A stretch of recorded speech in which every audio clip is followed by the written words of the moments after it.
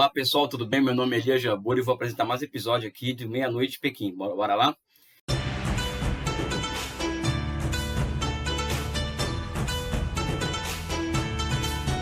Eu vou tentar fazer ao menos 2 vídeos naquele esquema que nós apresentamos da última vez, que voltado mais uma visão reflexiva sobre o que acontece com a China, menos react, menos combate fake news e mais reflexões. E eu pensei em um tema, que é um tema que está super aí na moda, super colocado, que é essa questão da chamada guerra comercial e tecnológica entre China e Estados Unidos. Eu estou propondo aqui hoje para vocês uma visão um pouco diferente dessa abordagem.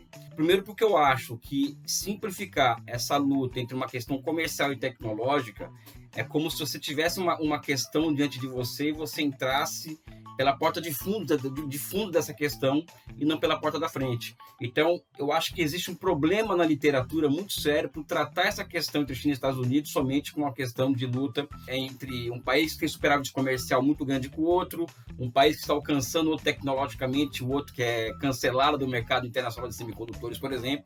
Eu acho que as coisas são muito diferentes. Por exemplo, eu acho que existe de um lado uma economia baseada na financiarização, como a economia americana, né? E outra uma economia baseada em um projeto nacional. Existe uma economia baseada, por exemplo, no endividamento das famílias, como é o caso dos Estados Unidos, ou seja, o consumismo e uma economia que se move muito baseada no endividamento das famílias, e outro onde é baseado em um poderoso setor público da economia, né? Interessante notar que os Estados Unidos, por exemplo, o setor público da economia é quase zero. Vai aparecer 2 tabelas aqui, por exemplo. A China tem, com os ativos das empresas estatais em relação ao PIB chinês, é mais de 200%, né? Enquanto que nos Estados Unidos é quase zero. Ou seja, eu estou falando aqui de 2 sistemas econômicos distintos. E mais do que isso, as empresas estatais chinesas, é bom que já introduzi essa questão para vocês, porque é disso que se trata, do meu ponto de vista, elas contribuem com 4% do crescimento da economia mundial, da riqueza gerada no mundo. Então, quando nós tratamos essa questão da guerra entre China e Estados Unidos, eu quero trazer aqui o seguinte: olha, existe uma questão que envolve a emergência de 2 sistemas econômicos e, mais do que isso, uma chamada unidade de contrários. Por que eu estou dizendo isso? Porque a China, em 78, ela inicia suas reformas econômicas e ela decide fazer parte da economia capitalista mundial. Isso não significa que a China decidiu ser um país capitalista ou abdicou de uma estratégia socializante. Eu acho que ela decidiu tomar para se aproveitar, vamos dizer assim, de um movimento internacional de transferência de unidades produtivas dos Estados Unidos, Japão e Europa, fruto da financiarização, para abrigar essas unidades produtivas, não é? E montar um projeto nacional por onde essas empresas serviriam como base de transferência de tecnologia e métodos modernos de administração.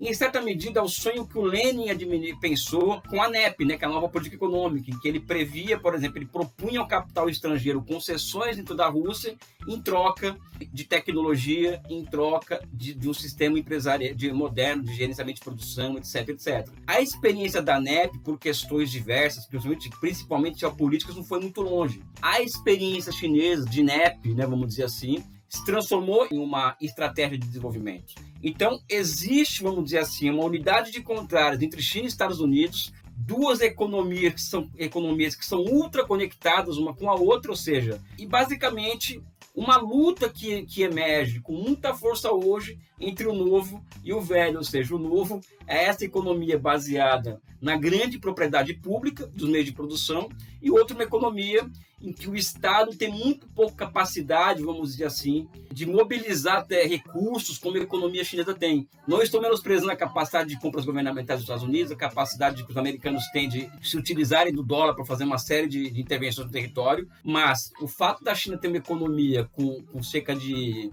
40% dela sob o controle do Estado diretamente, seja do setor financeiro e produtivo, é algo a se considerar e muito, né? E isso ficou muito evidente durante a pandemia, né? Ou seja, esse capitalismo financiarizado mostrou todos os seus limites durante a pandemia, enquanto que esse socialismo de mercado ou socialismo com características chinesas, que é uma economia amplamente baseada na propriedade pública, ela mostrou todas as suas virtudes e todas as suas capacidades, ainda, como eu chamo, gosto de falar, embrionárias, em processo de crescimento, de nascimento do novo, né? Então eu vejo essa luta entre Estados Unidos e China mais como uma luta entre o velho e o novo do que uma simples guerra comercial e tecnológica. É evidente que para a estratégia chinesa, né, de desenvolvimento, foi muito interessante o seguinte, né? Ou seja, durante 40 anos as pessoas ficavam discutindo, fazendo seminários sobre se o modelo chinês de crescimento e desenvolvimento era sustentável, porque as instituições chinesas, elas não eram democráticas, elas não se aproximavam de instituições liberais, e na década de 90, como eu já disse no vídeo anterior, né, ou seja, surgiu todo um chamado neo-institucionalismo, capitaneado pelo professor Douglas North, e coloca o seguinte, olha, os países que chegaram lá são países que adotaram instituições de tipo liberal, sistemas produtivos e financeiros próximos ao que se enxerga nos Estados Unidos e na Inglaterra, né? E quem não fez isso não chegou lá. Então ficou-se durante 40 anos todo mundo discutindo se a China podia ou não chegar lá por conta das suas instituições erradas, né? Ou seja, fora de parâmetro, e a China chegou onde chegou, né? Ou seja, chegou ao ponto em que as suas empresas estatais se transformaram em grandes potências, vamos dizer assim, orientadas ao mercado, concorrendo com as grandes do mundo. Atualmente, a China é o país do mundo que tem mais empresas na lista Forbes 500. O mais interessante é que a maioria das empresas chinesas que estão lá são estatais, essa coisa de que estatal é ineficiente. As evidências mostram o contrário, as evidências chinesas, né? Os chineses chegaram lá. Então, quando os americanos acordam para essa realidade, eu acredito que acordaram um pouco tarde demais. Então, eles, aí sim, tentam transformar essa luta entre esses dois sistemas distintos que surgem no mundo em unidade de contrários, e uma luta que é comercial, de um certo ponto, e aí sim vira uma questão tecnológica, porque o próximo passo para a demonstração total da superioridade desse socialismo que surge na China, com características chinesas, né, é a China alcançar os americanos nos microchips de 5, 7 nanômetros, que aí vai colocar a China em um outro patamar de independência tecnológica e de produtividade do trabalho. Ou seja, enquanto os americanos, ou seja, existe a década de 90, foi muito marcada por uma ampliação das intervenções militares americanas pelo mundo e também pela ampliação da financiarização sob o governo Bill Clinton, a China construiu 4 grandes bancos de desenvolvimento e passou a orientar suas grandes empresas estatais a se portarem enquanto empresas capitalistas da porteira para fora da empresa, né?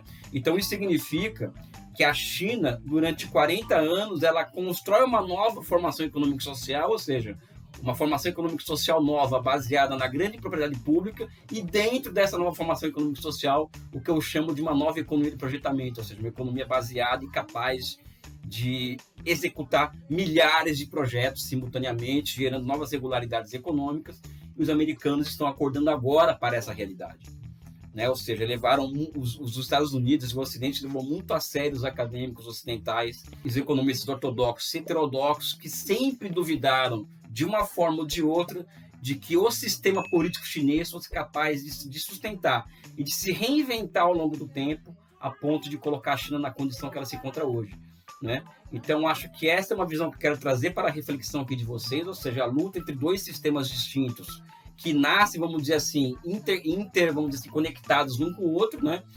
Só que um baseado cada vez mais na financiarização e o outro cada vez mais baseado na grande propriedade pública, né?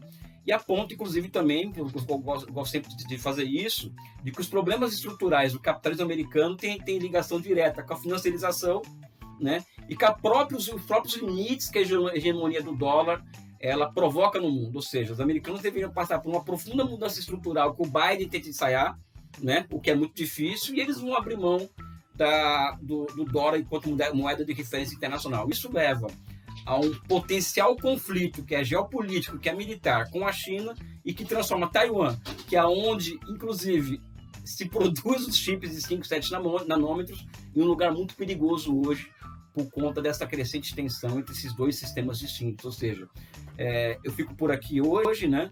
No próximo episódio, vou tentar trazer aqui alguns resultados sobre o quão foi equivocada essa política americana de guerra comercial e tecnológica nos Estados Unidos, né? Mas por hoje fica essa reflexão entre dois sistemas distintos, né? Porque senão a gente fica achando aqui que trata-se de uma disputa intercapitalista, quando na verdade eu acho que existe aí duas formações econômico-sociais diferentes e que estão aí em unidade de contrários, né? E o futuro da humanidade depende, inclusive, do que vai acontecer dessa luta. Um forte abraço e um beijo no coração de vocês.